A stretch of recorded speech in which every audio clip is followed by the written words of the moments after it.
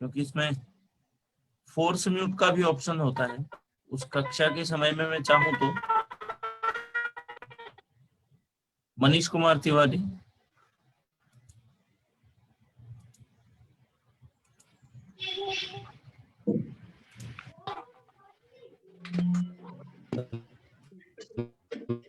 कविता अपना कविता बंद कीजिए।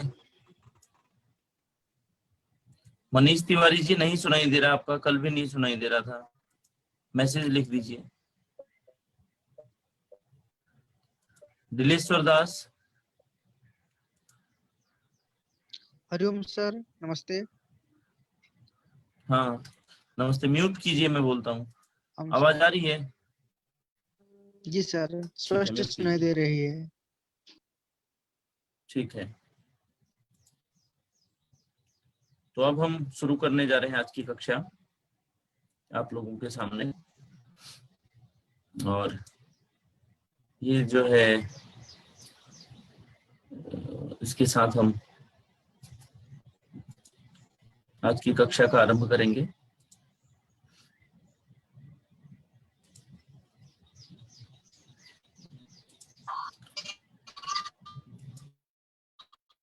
आप एक आपको म्यूट ऑल का ऑप्शन दिखता है क्या मधुस्मिता? जी सर। आपको म्यूट। म्यूट ऑल दिखता है? कोई भी अनम्यूट होता है तो उसको कृपया उसको म्यूट कीजिए। जी सर। समझे? जी सर। कोई भी व्यक्ति आपको म्यूट दिखता है तो ये देखिए, एडमिट करना है, एक दो को उनको एडमिट करना है, म्यूट करना है जो अनम्यूट होता है, तो सब काम आपको करना है ना। तो चलिए, जी सर। माफ कीजिए, पीछे हो गया। हाँ ये देखिए, अनम्यूट हो रहे हैं लोग, उनको म्यूट करिए। तो एक बार फिर से चलिए अब शुरू करते हैं आज की कक्षा। विकास का अधिगम से संबंध, ये आप लोग देख पा रहे होंगे रोहित जी? जी सर, बिल्कुल सुनाई भी दे रहा होगा? जी बिल्कुल स्पष्ट। ठीक है, तो एक मिनट, कभी कोई बीच में डिस्टरबेंस होता है तो आप अनम्यूट होके बोल सकते हैं। ये है आज जो हमने पढ़ना है, विकास का अधिगम से संबंध। जो हमने कल यूनिट मित्रों आरंभ की थी, जो अन्वी थी, एक बार आप अपना पाठ्यक्रम अवश्य देखें। मैं आप सभी से ये निवेदन करता हूं, आपके दिमाग में पाठ्यक्रम होना ही चाहिए। पाठ्यक्रम में जो बाल विकास है, देखिए सबसे ज्यादा महत्वपूर्ण, आज मैं आपको पाठ्यक्रम का विभाजन और क्या पढ़ना है उसके बारे में कुछ बातें बताता हूं। पाठ्यक्रम का जो विभाजन है वो अत्यंत ही मनोवैज्ञानिक तरीके से इसमें किया हुआ है, जिसमें 30 नंबर का सबसे पहले आपको मिलेगा बाल विकास, है ना, चाइल्ड डेवलपमेंट पेडागोगी उसको बोलते हैं हम लोग। 30 नंबर का आता है ये, और सच बताऊं तो सबसे ज्यादा क्रूशियल यही है, सबसे अधिक जो क्षेत्र हमको कवर करना चाहिए, या एक ऐसा क्षेत्र जिसको बहुत ज्यादा हमारे लिए समस्या पैदा करता है, वो होता है मनोविज्ञान का या बाल विकास का। कारण इसमें आप, जब तक आपकी समझ सही नहीं हो, ये रटने की पद्धति से संबंधित नहीं है, जब तक आपकी समझ सही नहीं होगी एकदम, जब तक आप किसी संप्रत्यय को पूरी तरह से समझ नहीं सके हैं, तब तक आप बाल विकास में उत्तर नहीं दे सकते, बाल विकास के प्रश्नों को हल नहीं कर सकते। तो सीधा सा अर्थ होता है कि आपको याद कुछ नहीं करना है, एक एक बात को समझना है। हम लोग अपने डाउट सेशंस भी रखेंगे, और हम लोग अपने डाउट सेशंस भी रखेंगे, और उसके बाद उसमें हम लोग अपने डाउट्स भी देखेंगे। और हम एक चीज और है, हम जो पुराने प्रश्न पत्र हैं, बैक ईयर्स के क्वेश्चन पेपर, या कुछ क्वेश्चन पेपर मैं बनाऊंगा as a mock test. Mock test आप लोगों को मालूम होगा क्या होता है, बिल्कुल आभासीय परीक्षा होती है, उसी प्रकार के परीक्षाएं होती है, तो उनमें हम आपको रखेंगे, मॉक टेस्ट अवश्य देंगे। तो कई प्रविधियां कराई जाएंगी जिससे आपको संप्रत्ययगत स्पष्टता के लिए जो आपके अत्यंत आवश्यक हैं। तो 30 नंबर का, जैसे आप मनोविज्ञान या बाल विकास पेडागोगी पूरी करते हैं, ये चाइल्ड डेवलपमेंट की, बाल विकास के तुरंत बाद आपके पास दो भाषाएं आती हैं, वो भी 30-30 नंबर की होती हैं। पहली भाषा देखिए, लोग हिंदी क्षेत्र वाले हिंदी लेते हैं, उड़िया लोग उड़िया लेते हैं, है ना, मलयाली लोग मलयालम लेते हैं, कन्नड़ लेते हैं, जिसकी जो भाषा है वो लोग प्रायशः पहली भाषा में रखते हैं। दूसरी भाषाओं की स्थिति भी ऐसी है, हिंदी वाले लोग संस्कृत को रखते हैं, या हिंदी में भी जो इंग्लिश मीडियम से पढ़े होते हैं हिंदी भाषी क्षेत्रों में भी वो अंग्रेजी को रखना पसंद करते हैं या हिंदी को ही रखते हैं। दूसरी भाषा के तौर पर अंग्रेजी हो सकती है, या आपकी संस्कृत हो सकती है, उर्दू जैसी हो सकती है, कई सारे हैं। तो जो भी है 30-30 नंबर की 2 भाषाएं हैं। कहने का अर्थ है कुल मिलाकर 30 नंबर का बाल विकास, 30 यानी 60 नंबर की अंकों की 2 भाषाएं होती है, 90 अंक हो गए। और 60 नंबर का आपका विषय रहता है। विषय में आपका सामाजिक विज्ञान शिक्षण हो सकता है, विज्ञान शिक्षण हो सकता है।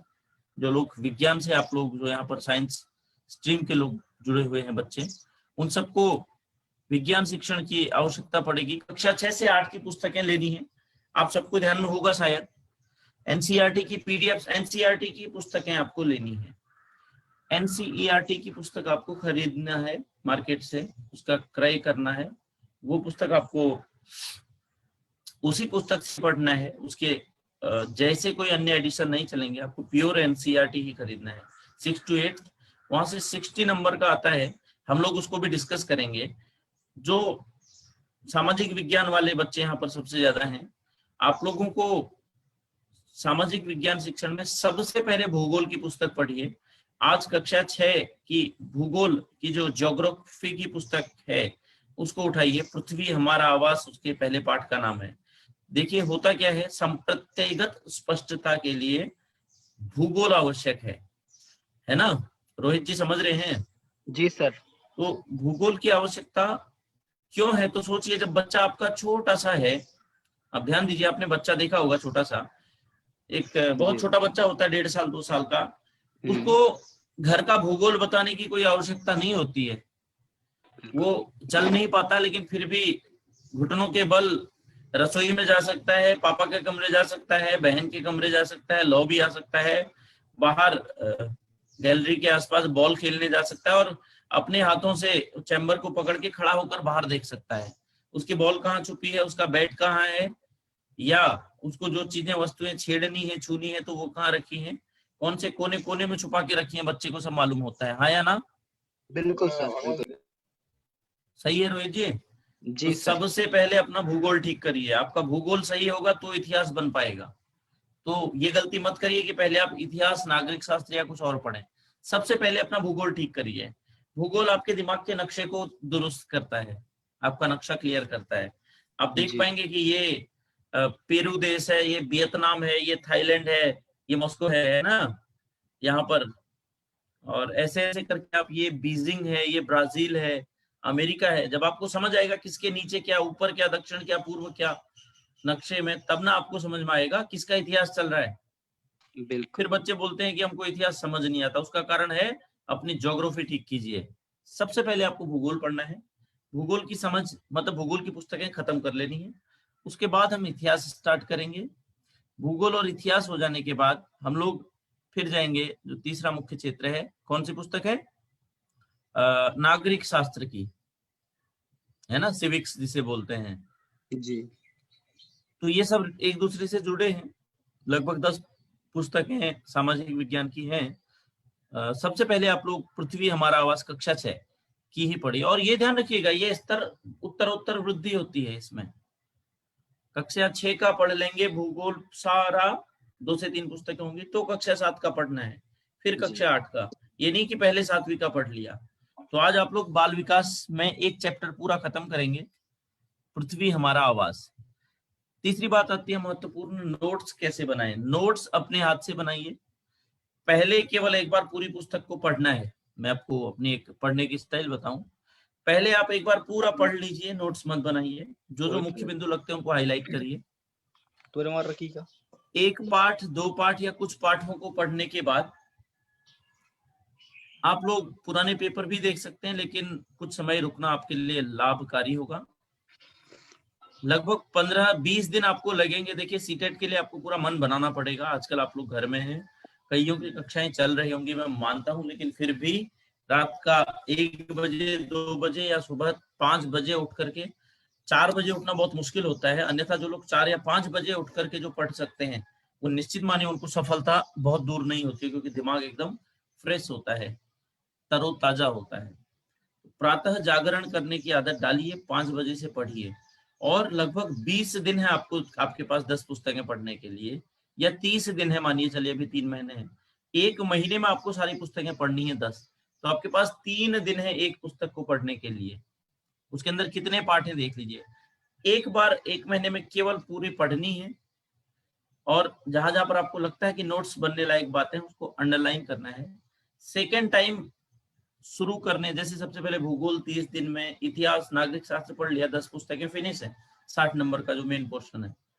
अब उसके साथ जो भूगोल, माफ कीजिएगा, जो पुराना प्रश्न पत्र है एक बार आपने पूरा कंप्लीट करके रख दिया, उसके बाद आपको पुराने 10 साल के जो क्वेश्चन पेपर है, मैंने एक एप्लीकेशन बताई है वो मैं फिर शेयर करूंगा, उस ऐप में सारे 10 साल के पेपर मिल जाते हैं। उन क्वेश्चन पेपर्स को देखना है कि ये क्वेश्चन आया कहाँ से है। पहले एक बार पूरे 10 साल के क्वेश्चन देख लेने हैं और देखना है कि आपको कितना समझ आ रहा है, उसके बाद आप नोट्स बनाना चालू करेंगे।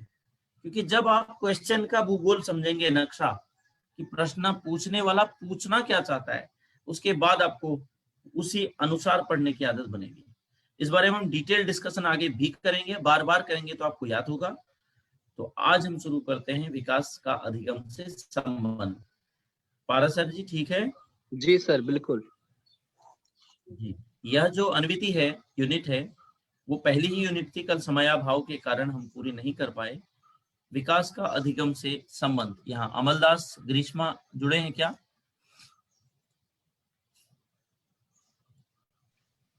हमारे, हाँ, तर्हि विकासः विकासस्य अधिगमेन सह सम्बन्धः इति पठनीयमस्ति अद्य एतत् पठामः।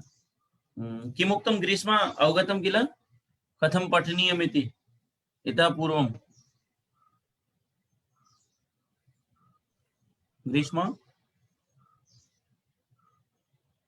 हरि ओम।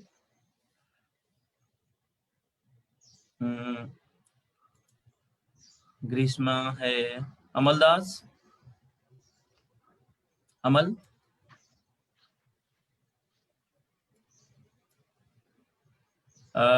ग्रीष्मा चिंता नास्ति, भवती म्यूट नास्ति चेदपि ध्वनिः न आयाति।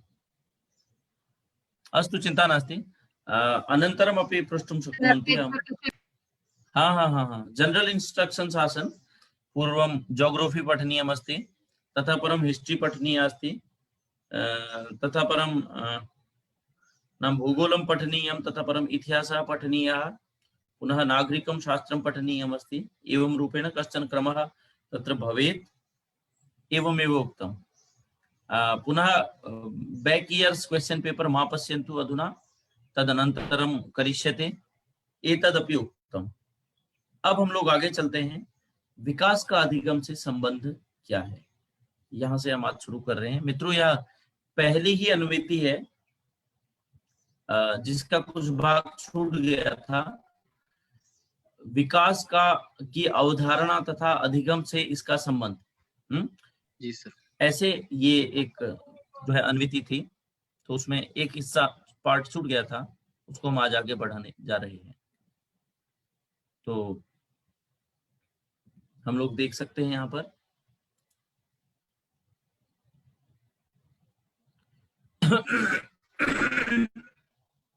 देखिए, जब भी बात विकास की आती है, डेवलपमेंट की जब हम बात करते हैं, तो इससे कई चीजें अपने आप आपस में पहले से ही जुड़ी हुई होती हैं। उसको हम अधिगम है ना, लर्निंग, आप लोग बहुत पढ़े होंगे इसके बारे में मनोविज्ञान में, लर्निंग लर्निंग लर्निंग, हर दिन लर्निंग के बारे में हम लोग सुन सकते हैं। तो परिपक्वता हो, मैच्योरिटी आपने सुना होगा, मैच्योरेशन बोलते हैं, ये सब आपस में जुड़े हुई बातें हैं। ये अलग अलग नहीं है कि विकास अलग होता है, अधिगम अलग होता है, व्यक्ति का परिपक्वता अलग से आती है, ऐसा नहीं है। विकासः अधिगमः परिपक्वता एतत् सर्वमपि सहैव युक्तं भवति।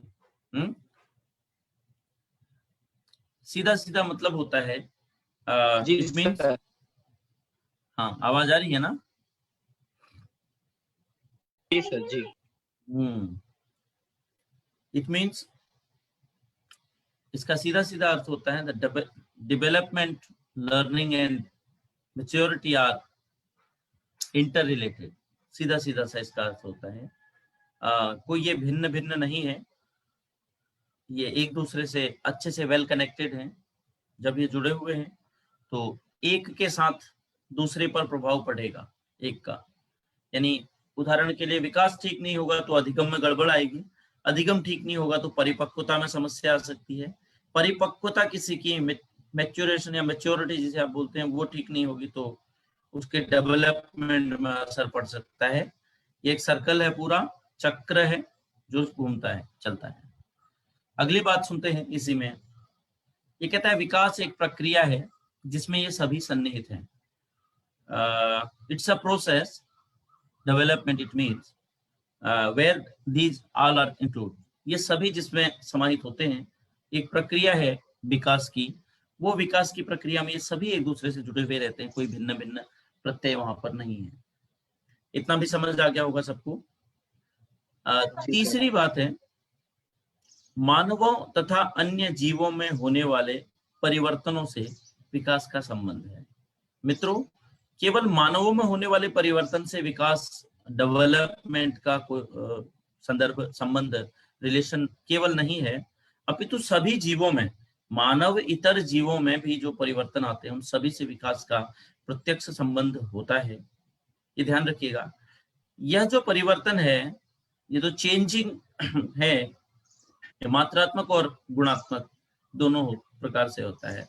इत्युक्ते मानवेषु अन्य जीवेषु वा यत् परिवर्तनम जायते तस्य विकासेन सह संबंधः भवति, इदं च परिवर्तनम मात्रात्मकं गुणात्मकं च भवति। ये जो परिवर्तन की बात हमने की, अर्थात ये जो चेंजिंग है, ये चेंजिंग ह्यूमन और नॉन, जो ये ह्यूमन बीइंग्स है और जो अन्य जो प्राणी हैं, जो मानव से अतिरिक्त जो लिविंग थिंग्स हैं जितने भी, उन सभी से रिलेटेड होता है। और ये मात्रात्मक क्वांटिटेटिव और गुणात्मक क्वालिटेटिव होता है। मित्रों, विकास कभी भी दोनों प्रकार का होता है, मात्रात्मक और गुणात्मक। जब आप उसको मात्रात्मक रूप से देखते हैं तो उसी को आप वृद्धि के अंदर ले आते हैं, वो ग्रोथ का कॉन्सेप्ट बनने लगता है। जब भी आप उसको गुणात्मक पक्ष की ओर देखने लगते हैं तो वह अपने आप में पूरा एक होल, एक समग्र गुणात्मक के द्वारा विकास कहलाता है। अगला बिंदु है, ये सभी परिवर्तन न केवल ढांचे में होते हैं अपितु कार्यात्मक होते हैं। ये जो ऑल चेंजेस हैं केवल स्ट्रक्चरल नहीं होते हैं, फंक्शनल होते हैं। द फंक्शन, जो ये यहाँ पर फंक्शनल लिखा है, स्ट्रक्चरल लिखना था, अंग्रेजी में थोड़ा सा वहां पर गलती हो गई है। स्ट्रक्चरल और फंक्शनल। स्ट्रक्चर मीन्स ढांचागत होता है, अंदर से केवल आपके ढांचों के लिए नहीं है। फंक्शनल है ये, थोड़ा सा इसको समझेंगे। फंक्शनल का मतलब होता है हमारे जो बॉडी है उसमें बहुत सारे अलग अलग पार्ट्स हैं, ये फंक्शन की तरह काम करते हैं। जैसे कंप्यूटर है, लाइक ए कंप्यूटर, उसके कितने सारे ऑब्जेक्ट्स हैं आप देखिए, उसमें एक मॉनिटर रहता है, एक माउस रहता है, सीपीयू रहता है, ये सारे उसके फंक्शन होते हैं। ऐसे, ये म्यूट कीजिए, कोई अनम्यूट है। ऐसे ही कई सारे लोग, कई सारे जो बातें होती हैं,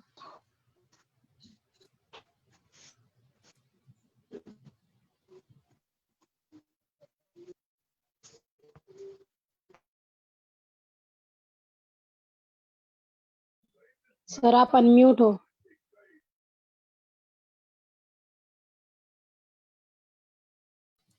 ओके, मैं अनम्यूट हो गया हूँ, ठीक है।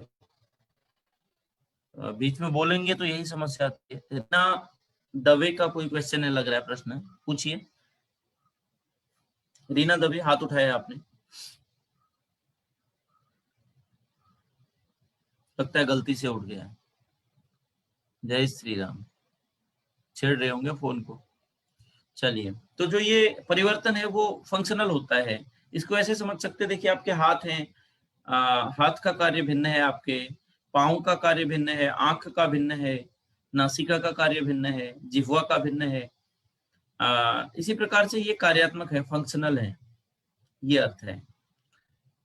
इसके बाद है विकास एक क्रमिक ऑर्डरली प्रोसेस है जो एक निश्चित क्रम का अनुसरण करती है?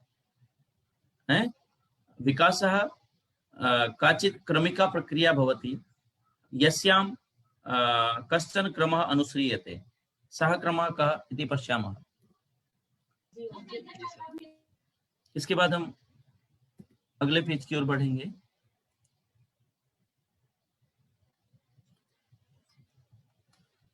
तो हाँ, ये एक क्रम है। आप लोग एक चित्र देख पा रहे हैं अपनी स्क्रीन में? बिल्कुल स्पष्ट दिखाई दे रहा है।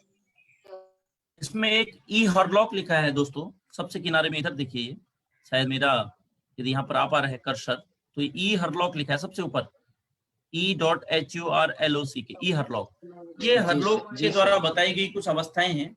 ये अत्यंत महत्वपूर्ण इसलिए हो जाता है क्योंकि विकास का अधिगम से संबंध जब बात आती है तो हरलॉक का नाम बहुत ज्यादा आता है। और हरलॉक एक बहुत लंबे समय तक इसमें काम किया हुआ आदमी है।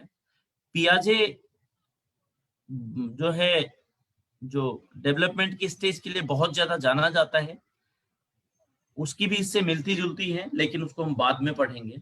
आपको ध्यान रखना पड़ेगा कि थोड़ा थोड़ा अलग करना है। कई सारे लोगों की एक समान है अवस्थाएं जो कई लोगों ने बताई है। इसमें जो आप लोग देखिए चाइल्ड डेवलपमेंट स्टेजेस, ये है बाल विकास की अवस्थाएं।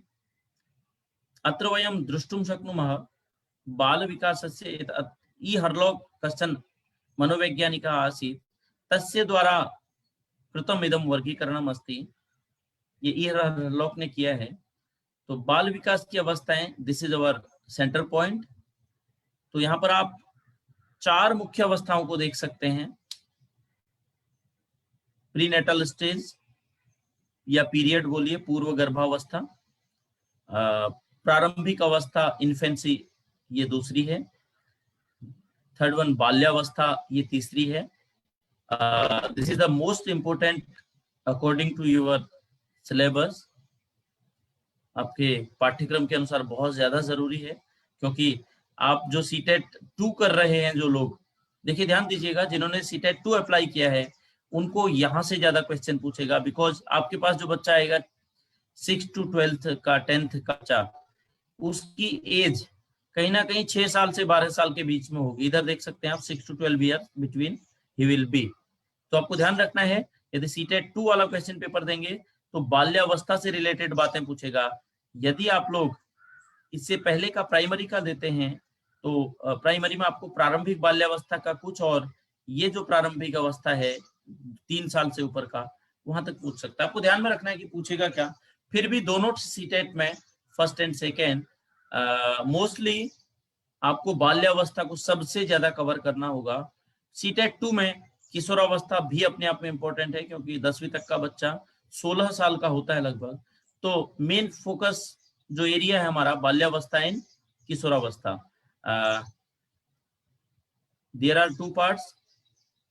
इस बाल्यावस्था के भी 2 भाग हैं, प्रारंभिक बाल्यावस्था और उत्तर बाल्यावस्था।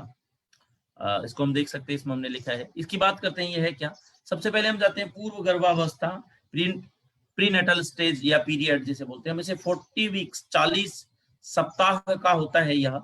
गर्भ के अंदर जो हम लोग वो करते हैं, यानी गर्भ के अंदर की बात कर रहे हैं हम कि गर्भ के अंदर क्या होता है। यहाँ पर आप देख सकते हैं इस अवस्था में 40 हफ्ते का समय लगता है, वहां भी विकास होता है मित्रों। आप महाभारत को उठा लीजिए तो जो अभिमन्यु की कथा थी वो आज कहीं ना कहीं चरितार्थ होती है, क्योंकि ये सारे वैज्ञानिक आज इसको मानते हैं और पूरा दृढ़ मानते हैं कि वहां बुद्धि का विकास होता है, वहां बालक सुन सकता है, वहां उसके डेवलपमेंट होता है। और भारत में उस विकास की एक ऐसी उत्कृष्टतम सीमा को दर्शाया गया है। महाभारत का अभिमन्यु जो गर्भ में ही 6 द्वार शायद उनको भेदन उनका सीख गया था। तो आप समझ सकते हैं कि केवल गर्भ में कितना कुछ सीखा जा सकता है, और ये सनातन संस्कृति कितनी महान है, ये भी आपको इससे मालूम पड़ना चाहिए। जो ये हिंदुइज्म है, इसमें बहुत ज्यादा साइंटिफिक बातें हैं, इसमें कोई डाउट नहीं है। आप 40 हफ्ते का मतलब होता है एक सप्ताह में 7 दिन, 40 into 7 280 to 90 days something. Means 9 month and 10 days accurate जो इसका एक्विजिशन यदि हम करें तो लगभग इस 40 सप्ताह में होने वाला बदलाव या विकास। फर्स्ट वन, प्रारंभिक अवस्था इन्फेंसी, बालपन बचपन जिसे हम बोलते हैं, 0 to 2 years। ये 0 जो है ये दिन नहीं होता है कभी, बट जब हम इसको ईयरली गिनते हैं किस चीज को तो हम 0 से गिनते हैं, इसलिए 0 लिखा है। किसी को आप दिन में गिनेंगे तो 0 दिन नहीं होता है कोई भी। बाल्यावस्था के 2 भेद हैं, 2 से 12 वर्ष तक बाल्यावस्था चलती है, जिसमें प्रारंभिक बाल्यावस्था प्री स्टेज है, प्री चाइल्डहुड है जिसको 2 to 6 years है, और उत्तर है 7 to 12 years। ये है। And the most important area also किशोरावस्था, द एडोलसेंस 12 to 19 years। इसको भी हमको अच्छे से पढ़ना पड़ेगा। कोई अनम्यूट हुए हैं उनको म्यूट कीजिए। पूर्व गर्भावस्था जो है उसमें विकास के 2 सिद्धांत लागू हैं। इसको हम लोग विज्ञान की भाषा में बोलते हैं सेफेलोकॉर्डियल डेवलपमेंट। देखिएगा थोड़ा ध्यान से इसको, सेफेलोकॉर्डियल, इसको एक साथ जोड़ते हैं, वैसे मैंने स्पेस डाल दिया। सेफेलोकॉर्डियल डेवलपमेंट है ये, या सेफेलोकॉर्डल डेवलपमेंट इसको बोलते हैं। तो सेफेलोकॉर्डियल डेवलपमेंट क्या होता है? सेफेलोकॉर्डल डेवलपमेंट, माफ कीजिए, ये है क्या, इसके बारे में जानते हैं। 2 नियम लागू होते हैं गर्भावस्था में। It describes the general growth, इसका हिंदी संस्कृत मुझे नहीं मिला, आप सेफेलोकॉर्डियल का वो जान सकते हैं, मतलब इसका कहाँ होगा, आपको इसका हिंदी आप देख सकते हैं, मुझे भी नहीं मालूम। It describes the general growth pattern of organism to develop areas near the main natural area. देखिए, are typically the head earlier than areas of the body. It describes, या क्या डिस्क्राइब करता है? द जनरल ग्रोथ, एक सामान्य वृद्धि को, the general growth pattern को ये डिस्क्राइब करता है। एक सामान्य जो वृद्धि का जो एक क्रम है, ये उसको इसका वह अर्थ है। यानी सेफेलोकॉर्डियल डेवलपमेंट की बात आती है तो यह जो है वो एक सामान्य वृद्धि का क्रम है, जिसमें ऑफ ऑर्गेनिज्म, आपके जो अवयव हैं उनके अवयवों के विकास का से इसका संबंध है। और यह अवयवों के विकास का कहां पर संबंध है? Areas near the main natural area. इसको मित्रों मेन नेचुरल एरिया कहा गया है यहाँ। टिपिकली द हेड, आपका जो मेन नेचुरल एरिया है विकास का, उसको आपका हेड बोलता है, ये सिर के आसपास या पूरा गर्दन से ऊपर का। Earlier than areas of the body, यानी सेफेलोकॉर्डियल डेवलपमेंट इत्यस्य अर्थः भवति साक्षात् जो यत् अस्माकं मस्तिष्कस्य यह विकासः भवति सह पूर्वं भवति इति अर्थः। Earlier than areas of the body, यानी आपके जो सिर का हिस्सा है, इसके अंदर की जो संज्ञानात्मक क्षमताएं हैं, जब आप गर्भ के अंदर रहते हैं तो पहले आपका मतलब मस्तिष्क, बुद्धि, ये वो, ये जो छोटी छोटी चीजें हैं, कुछ चिंतन, कुछ क्षमताएं हैं, ये चीजें, चिंतन मतलब वैसा नहीं है, लेकिन पहले ये चीजें डेवलप होती है, मस्तिष्क की चीजें आपके गर्भ के अंदर, स्पेशली मानवों में, जानवरों में नहीं। यहाँ पर हम समझ सकते हैं cephalo refers to the head. Cephalo का मतलब है यहाँ पर रेफर, जो सेफेलो मतलब नहीं, सेफेलो यहाँ पर रेफर करता है आपके हेड को, ब्रेन को। And caudal refers to the body, आपकी जो कॉर्डियल डेवलपमेंट है वो आपके शरीर से संबंधित है, इसलिए इसको सेफेलोकॉर्डियल बोला गया। पहला मस्तिष्क, फिर आपका शरीर। यही बात आपको गरुड़ पुराण में मिल सकती है, अभिमन्यु वाली जो मैंने आपको बात कही। इसका सार है, यदि हम इसका निष्कर्ष समझें तो सर से पैर तक का जो विकास है वही ये कहना चाह रहे हैं। ये पहला प्रिंसिपल है पूर्व गर्भावस्था का। दूसरा है प्रोक्सिमो डिस्टल डेवलपमेंट, ये आपके लिए होमवर्क है, इसको आप लोग ढूंढ करके मुझे बताएंगे और आप लोग ग्रुप में छोड़ देंगे इसको लिख करके बढ़िया हिंदी में या संस्कृत में या अंग्रेजी में मत लिखिएगा, अंग्रेजी में तो आपको मिल जाएगा आसानी से गूगल में, उसका हिंदी या संस्कृत ट्रांसलेट करके भेजिएगा। प्रोक्सिमो डिस्टल डेवलपमेंट क्या होता है ये आपको मुझे देना है, ये आपका होमवर्क है। अब देखिए प्रारंभिक अवस्था, सबसे पहले ये आपका गर्भावस्था वाला जो पहला स्टेज था वो जा चुका है। एक बार इधर आइए, ये पूर्व गर्भावस्था प्रीनेटल स्टेज हमने अभी पढ़ ली है, इसके अंदर 2 विकास के सिद्धांत लागू होते हैं। दूसरी आती है प्रारंभिक अवस्था, इन्फेंसी जिसे हम बोल रहे हैं, वो क्या है देखते हैं। कहता है प्रारंभिक अवस्था में शिशु अपनी इंद्रियों से सीखता है ना, एक आधा शब्द बोलता है, हा हु आंग कू का, ऐसा करता है, हल्का चलना सीखता है और निरीक्षण करता है, ऑब्जर्विंग करता है। ऑब्जर्वेशन बहुत जोरदार होता है इस उम्र में। मित्रों आपको याद रखना है किस उम्र में क्या होता है, क्वेश्चन यहीं से आते हैं। पूछ देगा कि विकास की सभी अवस्थाओं में निरीक्षण कहाँ, सबसे ज्यादा निरीक्षण की ताकत कहाँ होती है, तो वो इसी उम्र में होती है। आप देखिए बच्चा बचपन में कैसा करता है, बॉल पकड़ता है, बॉल खो जाती है, माता को देखता है, पिता को देखता है, टीवी देखता है, हर चीज को ऑब्जर्व करता है। एक कोई मनोवैज्ञानिक है, वो बोलते हैं कि बालक जो शिशु है वो सबसे अच्छा ऑब्जर्वर होता है। हल्का चलना आप सीखता है, लेते हैं, एक आधा शब्द बोलते हैं। शिशु अपनी इंद्रियों से सीखता है, अपने आंख से, त्वचा से, है ना। इसीलिए वो एक मनोवैज्ञानिक है जो बोलता है कि बच्चा यदि अग्नि को स्पर्श करता है तो उसकी अंगुली को अग्नि में स्पर्श होने दो। कोई प्रकृतिवादी है, कहते हैं कि जब एक बार अग्नि, प्रकृति अपने आप उसको सिखा देगी, उसमें इतनी ताकत है, सेकंड टाइम वो आग में हाथ नहीं डालेगा। इस टाइप का जो अधिगम है वो इंद्रिय अधिगम कहलाता है। ये आपको थोड़ा सा डिटेल समझना होगा। द सेकेंड वन, जन्म के बाद सबसे तेज वृद्धि इसी अवस्था में होती है। देखिए तेज वृद्धि जन्मतः नाम ततः परम सर्वाधिक वेगेन वृद्धि अस्यामेव अवस्थायां भवति। इतः पूर्वं प्रारंभिक अवस्थायां बालकः शिशु वा इंद्रिय द्वारा अधिगमं करोति, अधीते वा शब्दं वक्तुं पारयति, किंचित् चलनम् अपि करोति, किंच निरीक्षते एतत् कर्तुमपि प्रभवति।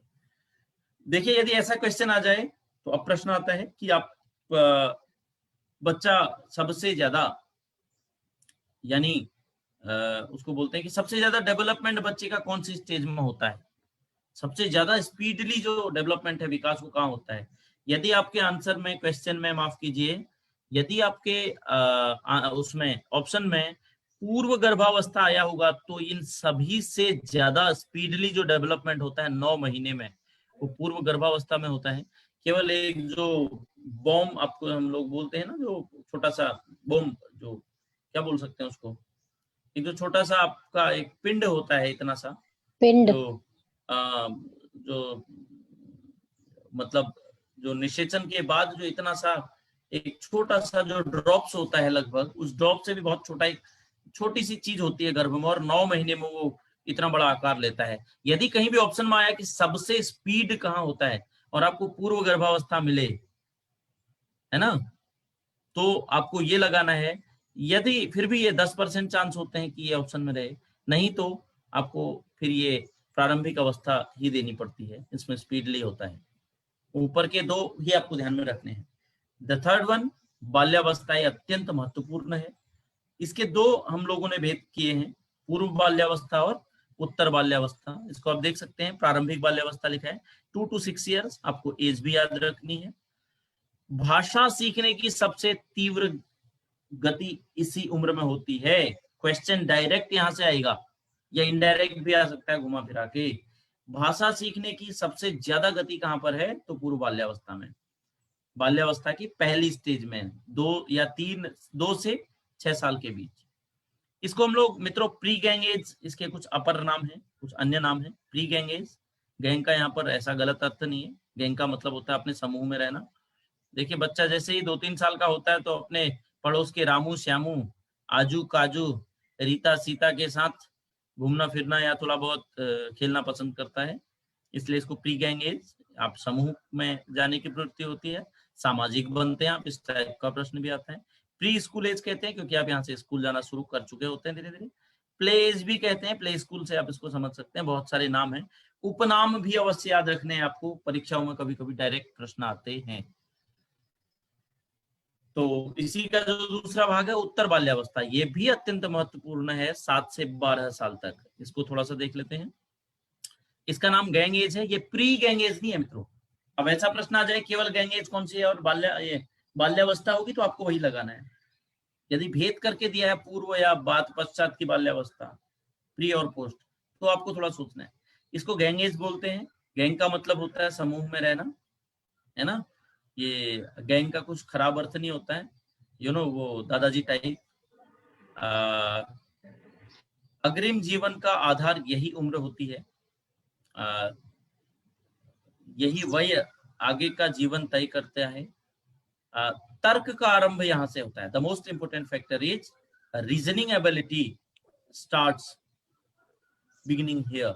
आपको ये जानना पड़ेगा, ये प्रश्न डायरेक्ट आता है बच्चा, ये ध्यान रखिएगा बच्चा लोग, ये सीधा क्वेश्चन आता है। तर्क करने की का आरंभ सबसे मतलब यहीं से शुरू होता है। ये ऐसे प्रश्न आते हैं, मैंने वही सारे बिंदु लिखे हैं जो आते हैं।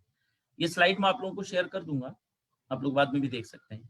इस आयु में बालक को अच्छे भोजन वातावरण या ध्यान रखने की आवश्यकता होती है। आप लोग सुनते होंगे ना, वो क्या बोलते हैं उसको हम, हेल्दी फूड्स, हाइजेनिक फूड्स, और वो कुपोषण जो बच्चों को होता है वो नहीं होना चाहिए। आपको हेल्दी फूड देना है।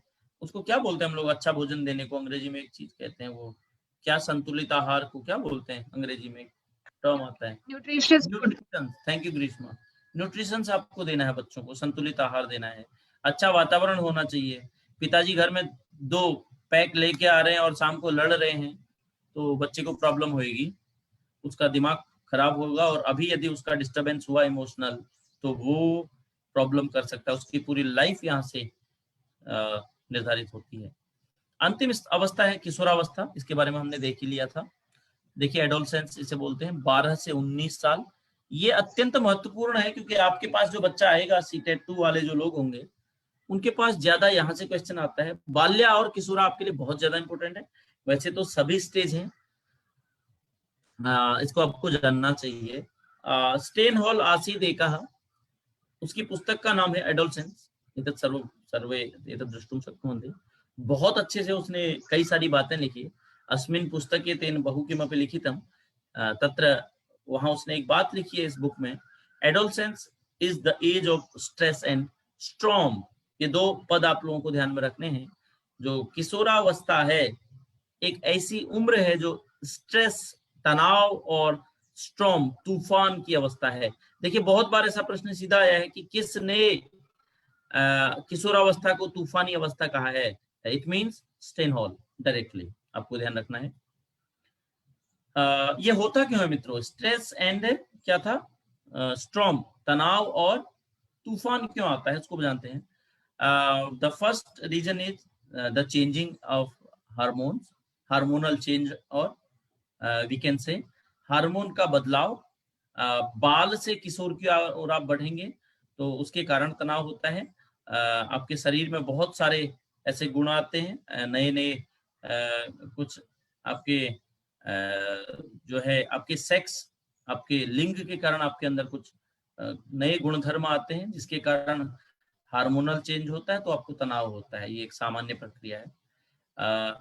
देखिए जब बहुत ज्यादा चेंज हो रहा होगा अचानक तो शारीरिक और मानसिक रूप से अस्थिरता होती है।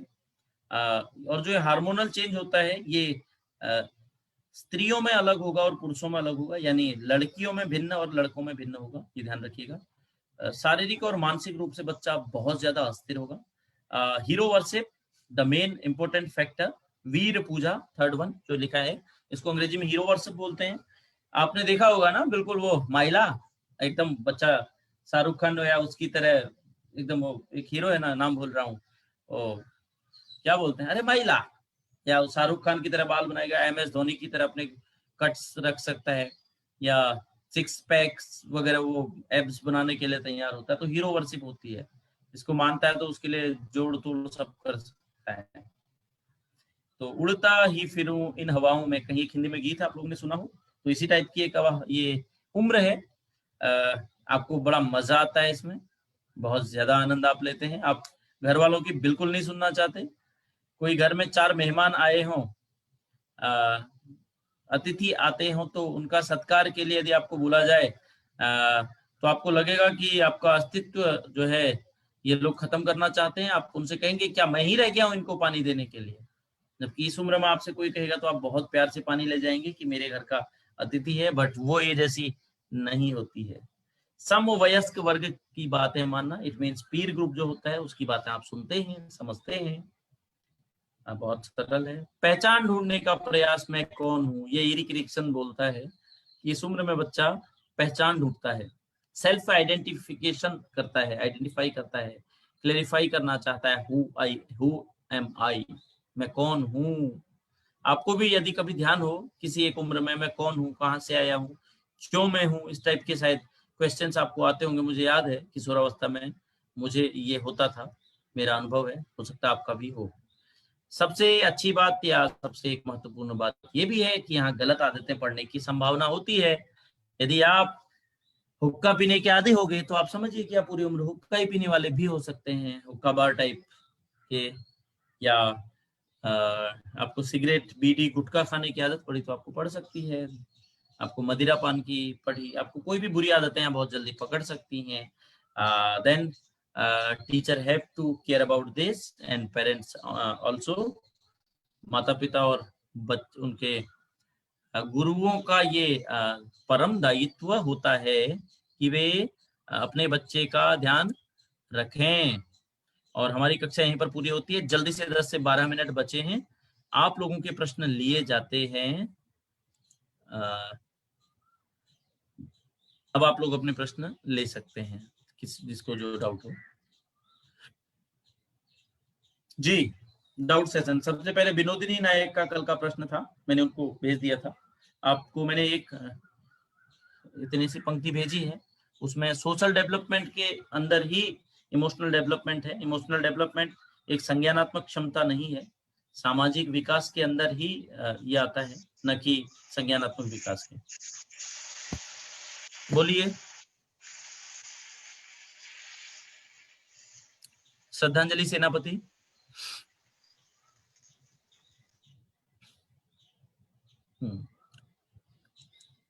कृपया अपना प्रश्न, किसी को कोई डाउट है तो रख सकते हैं। होमवर्क नहीं दिखा, होमवर्क दिया है ग्रीष्मा, उसको फिर से फोटो खींचकर भेज दूंगा। होमवर्क किसी और ने लिखा होगा। ओके, आप लोगों ने किसी ने होमवर्क नोट किया हो तो कृपया उसका फोटो ग्रुप में छोड़ दीजिएगा। विनोदनी नायक, ओके थैंक यू जी। सिरोपादान मुखी, विनोद मुखी बोलती है, हाँ जी, जो विकास होता है सिरोपादान मुखी। दिनेश बिलवाल बोलते हैं अधिगम और परिपक्वता में पहले कौन सी क्रिया होती है और ये कैसे? देखिए, ये थोड़ा सा हाई लेवल क्वेश्चन हो जाएगा बिलवाल जी। पहले अधिगम और परिपक्वता और विकास ये सभी साथ साथ चलते हैं, इसमें कोई पहले या बाद नहीं में बहुत ज्यादा नहीं रहेगा। लेकिन परिपक्व आप बाद में होते हैं। परिपक्व को आप एक फल की तरह समझ सकते हैं। We can take example like सेब फल, एप्पल। पहले एप्पल छोटा होता है, फिर कुछ बड़ा होता है, आकार और बड़ा होता है, फिर हरा रहता है और पकने के बाद लाल होता है। अमूमन जो फलानी होते हैं फल, वे पकने के बाद लाल होते हैं या मीठे स्वादिष्ट होते हैं, तब हम उसको कहते हैं परिपक्व है या पक गया है। तो पकना तो हमेशा बाद में होता है, ये गारंटी है, लेकिन साथ साथ चल सकता है। अधिगम पहले होगा, परिपक्वता बाद में आएगी। फल का उदाहरण ही देख लीजिए, भगवान ने प्रकृति बनाई है केवल अपने आप पर, मैं कहा ना कि जस्ट मौज मौज में सीखिए। ईश्वर ने जो ये जगत बनाया है बड़ा जोरदार है जी। देखिए, फलों से भी आप उदाहरण ले लीजिए, फल हैं, सब्जियां हैं, हर कुछ पकता बाद में है ना, तो परिपक्वता तो बाद में आती है। आप लोग अनम्यूट करके क्वेश्चन पूछ सकते हैं।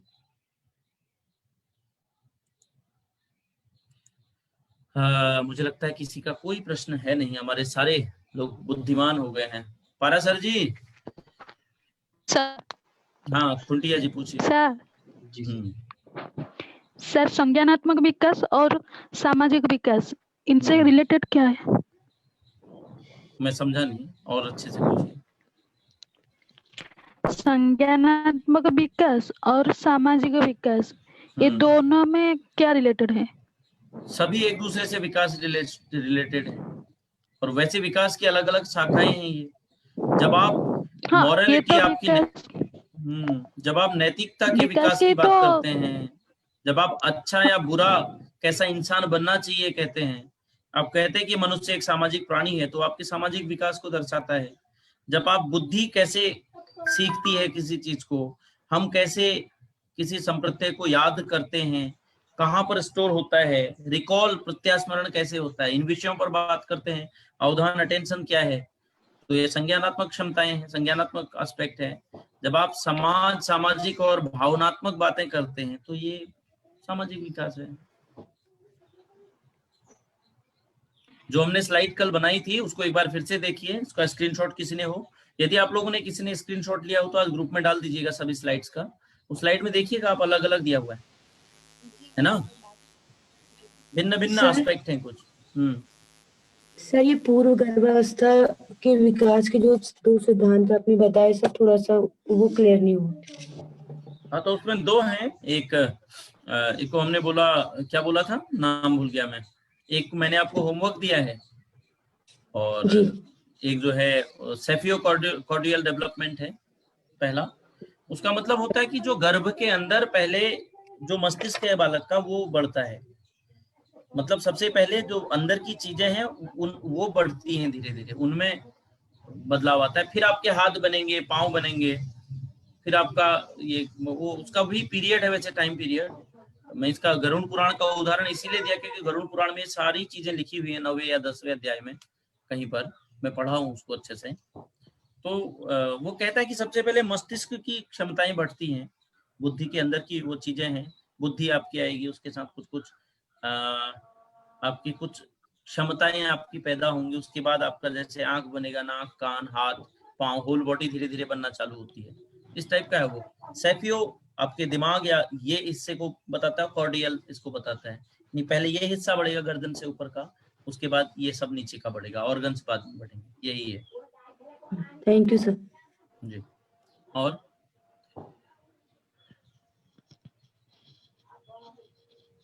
इसके अतिरिक्त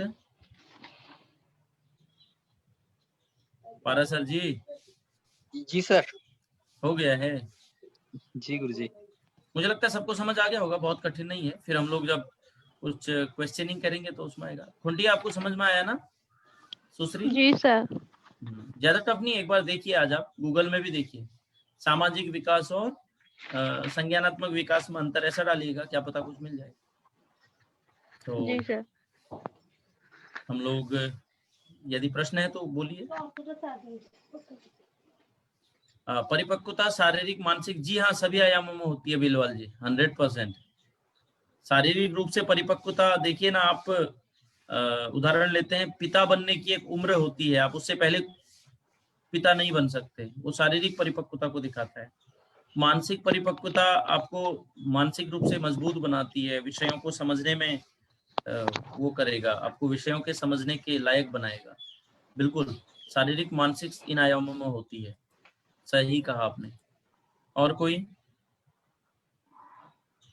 कुंटिया जी म्यूट कीजिए, प्रश्न नहीं है तो चलिए आज की कक्षा हम समाप्त करेंगे। 8:56 हो गया है। सर्वे भवन्तु सुखिनः, सर्वे सन्तु निरामयाः, सर्वे भद्राणि पश्यन्तु, मां कश्चित् दुःख भाग् भवेत्। ओम शांति शांति शांति। सभी को नमस्ते। गुरुजी सादर प्रणाम। प्रणाम प्रणाम। नमस्कार सर। जी नमस्कार।